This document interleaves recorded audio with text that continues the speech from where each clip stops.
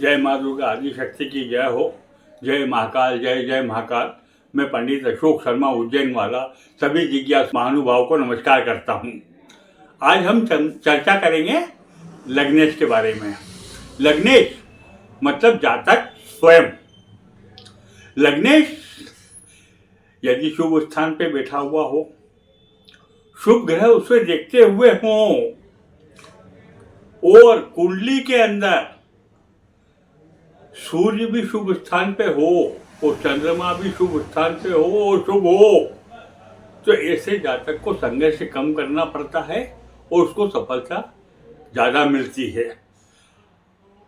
अब यदि लग्नेश या तो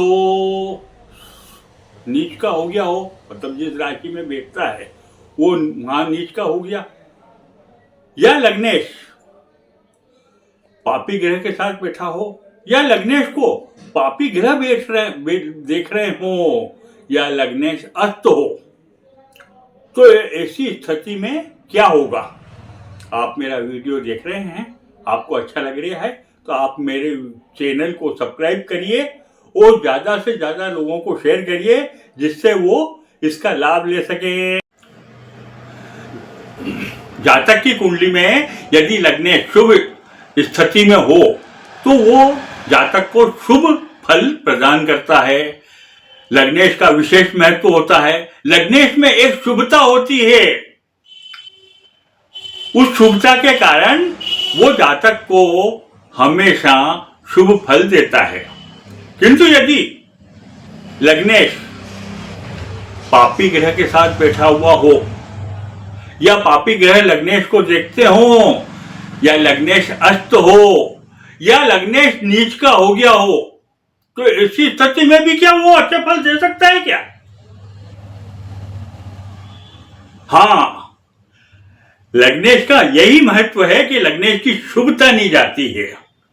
लग्नेश यदि अस्त हो, नीच का हो, पापी ग्रह के साथ बैठा हो, या पापी ग्रह लग्नेश को देखते हो, किंतु जब भी वो गोचर में शुभ स्थान में आएगा, शुभ स्थिति में आएगा, या शुभ ग्रह लग्नेश को देखते हुए होंगे, या लग्नेश की दशा या अंतर दशा में लग्नेश शुभ फल देगा ही देगा।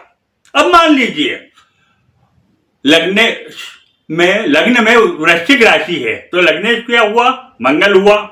अब मंगल तो 5वें भाव में बैठा हुआ है, ठीक है, किंतु वृश्चिक राशि होने से लग्न में वृश्चिक राशि होने से छठे घर में मेष राशि हुई, यानी कि षष्ठेश हो गया, त्रिक दोष में आ गया मंगल। 6, 8, 12 भाव, तो 6, 8, 12 भाव, तो छठे भाव में मेष राशि आ जाने से लग्नेश त्रिक दोष में आ गया। अब लग्नेश त्रिक दोष में आ गया, फिर भी मंगल गोचर में शुभ स्थान में आता हो, या शुभ ग्रह मंगल को देखते हुए हो, या मंगल की दशा या अंतर दशा में वह जातक को संतान सुख देगा ही देगा। वैसे ही मान लीजिए लग्न में मेष राशि है, यदि लग्न में मेष राशि है तो अष्टम में वृश्चिक राशि रहेगी, यानी कि लग्नेश अष्टमेश बन गया, वही त्रिक दोष में आ गया, 6, 8, 12। तो यहाँ पे भी यदि मंगल 5वें भाव में बैठा हुआ है तो शुभ स्थान में जब आएगा वो गोचर में, या मंगल की दशा या अंतर दशा में, वह जातक को संतान सुख देगा ही देगा। यही लग्नेश की शुभता है। त्रिक दोष आने के बाद में भी, तो जब यदि दूसरे ग्रह त्रिक दोष में आते हैं तो ये बात सही है कि वो अच्छा फल देने में कमजोर पड़ जाते हैं, असमर्थ हो जाते हैं। तो फिर त्रिक दोष में कौन से वाले ग्रह अच्छा फल देते हैं? तो वही लाल किताब के अनुसार यदि त्रिक दोष में पापी ग्रह बैठे हुए हों, या नीच के ग्रह बैठे हुए हों, तो वो अच्छा फल देते हैं। तो क्या वास्तव में वो अच्छा फल देते हैं? बात ये नहीं है कि वो अच्छा फल देते हैं। बात यह है कि दुश्मन यदि गड्ढे में पड़ा हुआ हो, 6, 8, 12 त्रिक दोष वाले भाव हैं, तो 6, 8, 12 में यदि दुश्मन गड्ढे में पड़ा हुआ हो, 6, 8, 12 को गड्ढा मान लो, त्रिक दोष, तो 6, 8, 12 गड्ढे में दुश्मन पड़ा हुआ हो तो वो घातक वार नहीं कर पाता है।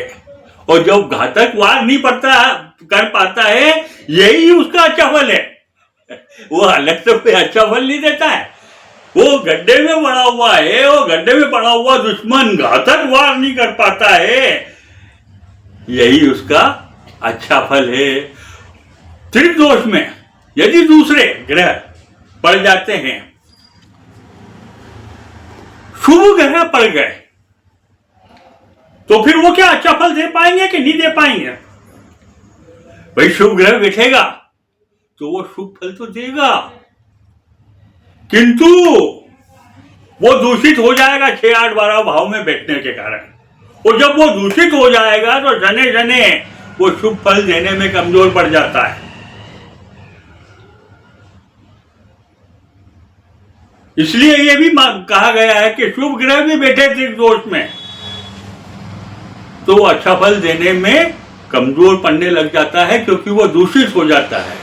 किंतु लग्नेश की यही विशेषता है कि लग्नेश चाहे त्रिक दोष में बैठा हुआ हो, चाहे अस्त हो, चाहे पापी ग्रह के साथ बैठा हुआ हो, एक पापी ग्रह उसको देखते हुए हो, किंतु जब भी वो गोचर में शुभ स्थिति में आएगा, या उसकी दशा, लग्नेश की दशा रहेगी या अंतर दशा रहेगी, या शुभ ग्रह उसको देखते हुए रहेंगे, उस समय वो शुभ फल जातक को प्रदान करेगा ही करेगा। आज इतना ही, फिर मिलेंगे।